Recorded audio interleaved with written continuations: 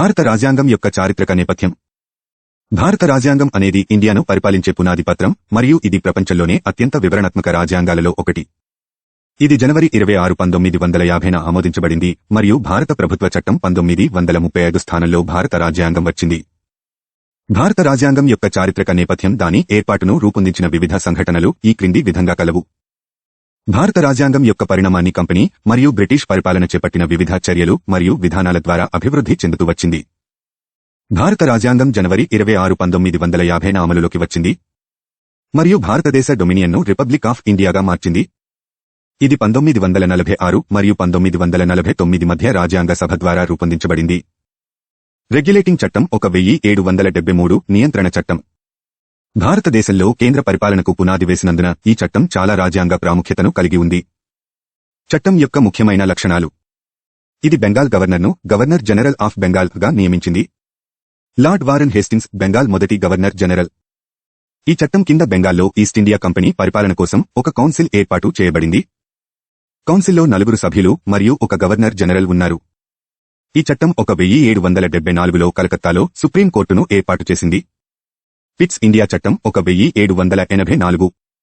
ఈ చట్టం east India company యొక్క అన్ని రాజకీయ వ్యవహారాలను నియంత్రించే బోర్డ్ ఆఫ్ కంట్రోల్ అనే కొత్త సంస్థను సృష్టించింది. ఈ సంస్థ యొక్క వాణిజ్య మరియు రాజకీయ విధులు వేరు చేయబడ్డాయి. కోర్ట్ ఆఫ్ డైరెక్టర్స్ వాణిజ్య కార్యకలాపాలను నిర్వహిస్తుండగా బోర్డ్ ఆఫ్ కంట్రోల్ రాజకీయ వ్యవహారాలను నిర్వహించేది. చార్టర్ చట్టం 1813. ఈ చట్టం టీ మరియు నల్లమందు మినహా భారతదేశంతో వాణిజ్యంపై ఈస్ట్ ఇండియా కంపెనీ గుత్తాధిపత్యాన్ని ముగించింది. చార్టర్ చట్టం 1833. ఈ చట్టం బెంగాల్ గవర్నర్ జనరల్ను గవర్నర్ జనరల్ ఆఫ్ ఇండియా గా చేసింది. లార్డ్ విలియం బెంటిక్ భారతదేశ మొదటి గవర్నర్ జనరల్. మొదటిసారి గవర్నర్ జనరల్ ప్రభుత్వాన్ని భారత ప్రభుత్వం అని పిలిచారు.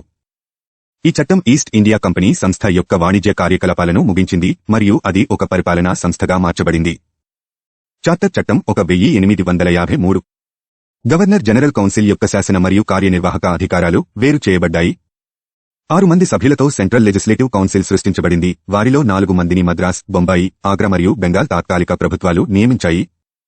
Indian civil service open competition ద్వారా అడ్మినిస్ట్రేషన్ కోసం అధికారులను రిక్రూట్ చేసుకునే మార్గంగా ప్రారంభించబడింది. భారత ప్రభుత్వ చట్టం 1858. కంపెనీ పాలన స్థానంలో భారతదేశంలో క్రౌన్ పాలన వచ్చింది. బ్రిటిష్ క్రౌన్ యొక్క అధికారాలను భారతదేశానికి సంబంధించిన సెక్రటరీ ఆఫ్ స్టేట్ ఉపయోగించాలి. 15 మంది సభ్యులతో కూడిన కౌన్సిల్ ఆఫ్ ఇండియా అతనికి సహాయం చేసింది. అతను తన ఏజెంట్గా వైస్రాయ్ ద్వారా భారత పరిపాలనపై పూర్తి అధికారం మరియు నియంత్రణను కలిగి ఉంటారు. గవర్నర్ జనరల్ను భారత వైస్రాయ్గా చేశారు. లార్డ్ కానింగ్ భారతదేశానికి మొదటి వైస్రాయ్. బోర్డ్ ఆఫ్ కంట్రోల్ మరియు కోర్ట్ ఆఫ్ డైరెక్టర్స్ రద్దు చేయబడింది. ఇండియన్ కౌన్సిల్స్ చట్టం 1861. ఇది చట్టాన్ని రూపొందించే ప్రక్రియతో భారతీయులను అనుబంధించడానికి నాంది పలికింది. ఈ చట్టం వైస్రాయ్కు నియమాలు మరియు ఉత్తర్వులు చేసే అధికారం ఇచ్చింది. ఈ చట్టం 1859లో లార్డ్ కానింగ్ ప్రవేశపెట్టిన పోర్ట్ఫోలియో వ్యవస్థకు గుర్తింపునిచ్చింది. దీని కింద వైస్రాయ్ కౌన్సిల్ సభ్యుడు ప్రభుత్వంలోని 1 లేదా అంతకంటే ఎక్కువ విభాగాలకు ఇన్ఛార్జ్గా నియమించబడ్డాడు మరియు అతని డిపార్ట్మెంట్ విషయాలపై కౌన్సిల్ తరపున తుది ఉత్తర్వులు జారీ చేయడానికి అధికారం ఉంటుంది. ఇండియన్ కౌన్సిల్స్ చట్టం 1892. పరోక్ష ఎన్నికలు, నామినేషన్లు ప్రవేశపెట్టబడ్డాయి. శాసన మండలి విస్తరించింది. బడ్జెట్పై చర్చ, కార్యనిర్వాహక వర్గాన్ని ప్రశ్నించడం వంటి మరిన్ని విధులను శాసనమండలికి అందించారు. ఇండియన్ కౌన్సిల్ చట్టం 1909. ఈ చట్టాన్ని మోర్లీ మింటో సంస్కరణలు అని కూడా అంటారు.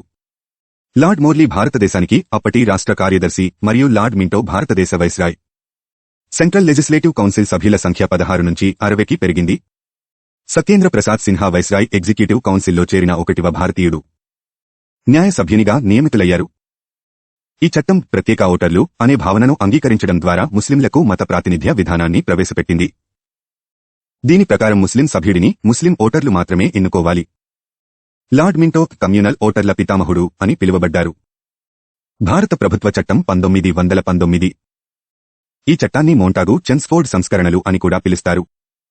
ఎస్ మోంటాగు భారతదేశ రాష్ట్ర కార్యదర్శి మరియు గవర్నర్ జనరల్ లార్డ్ చెమ్స్ఫోర్డ్. ఈ చట్టం అడ్మినిస్ట్రేషన్ సబ్జెక్ట్ను సెంట్రల్ ప్రొవిన్షియల్ అని 2 వర్గాలుగా విభజించింది. ఇది ప్రావిన్షియల్ సబ్జెక్టులను 2 భాగాలుగా విభజించింది, బదిలీ చేయబడినది, రిజర్వ్ చేయబడినది. ఈ ద్వంద్వ పాలనా విధానాన్ని డయార్కీ అంటే ద్వంద్వ ప్రభుత్వం అని పిలుస్తారు. ఈ చట్టం మొదటిసారిగా దేశంలో ద్విసభ మరియు ప్రత్యక్ష ఎన్నికలను ప్రవేశపెట్టింది. ఈ చట్టం సిక్కుల కోసం ప్రత్యేక నియోజకవర్గాలను ఏర్పాటు చేసింది. ఈ చట్టం పబ్లిక్ సర్వీస్ కమిషన్ ఏర్పాటుకు అవకాశం కల్పించింది. సివిల్ సర్వెంట్ల నియామకం కోసం 1926లో సెంట్రల్ పబ్లిక్ సర్వీస్ కమిషన్ను ఏర్పాటు చేశారు. ఈ చట్టం సెంట్రల్ బడ్జెట్ నుండి మొదటిసారి ప్రాంతీయ బడ్జెట్ కోసం వేరు చేయబడింది. భారత ప్రభుత్వ చట్టం 1935 బ్రిటిష్ ఇండియా మరియు రాచరిక రాష్ట్రాలతో కూడిన అఖిల భారత సమాఖ్య ప్రతిపాదించబడింది. సబ్జెక్టులు కేంద్రం మరియు ప్రావిన్సుల మధ్య విభజించబడ్డాయి. ఫెడరల్ జాబితాకు కేంద్రం బాధ్యత వహిస్తుంది. ప్రావిన్షియల్ జాబితాకు ప్రావిన్సులు ఇన్ఛార్జ్గా ఉన్నాయి మరియు రెండింటికి ఉమ్మడి జాబితా ఉంది. ప్రాంతీయ స్థాయిలో డయార్కీని రద్దు చేసి కేంద్రంలో ప్రవేశపెట్టారు. ప్రావిన్సులకు మరింత స్వయం ప్రతిపత్తి కల్పించబడింది మరియు 11 ప్రావిన్సులలో 6 ప్రావిన్సులలో ద్విసభ శాసనసభ ప్రవేశపెట్టబడింది. ఫెడరల్ కోర్టు స్థాపించబడింది మరియు ఇండియన్ కౌన్సిల్ రద్దు చేయబడింది. ఈ చట్టం ఆర్బీఐ స్థాపనకు అవకాశం కల్పించింది. భారత స్వాతంత్ర్య చట్టం 1947 ఈ చట్టం భారతదేశాన్ని స్వతంత్ర మరియు సార్వభౌమ రాజ్యంగా ప్రకటించింది. కేంద్రం మరియు ప్రావిన్సులు రెండింటిలోనూ బాధ్యతాయుతమైన ప్రభుత్వాలను ఏర్పాటు చేసింది. వైస్రాయ్ ఇండియా మరియు ప్రావిన్షియల్ గవర్నర్లను రాజ్యాంగ సాధారణ అధిపతులుగా నియమించారు. ఈ చట్టం రాజ్యాంగ సభకు ద్వంద్వ విధులను రాజ్యాంగం మరియు శాసనసభ కేటాయించింది మరియు ఈ డొమినియన్ శాసనసభను సార్వభౌమాధికార సంస్థగా ప్రకటించింది.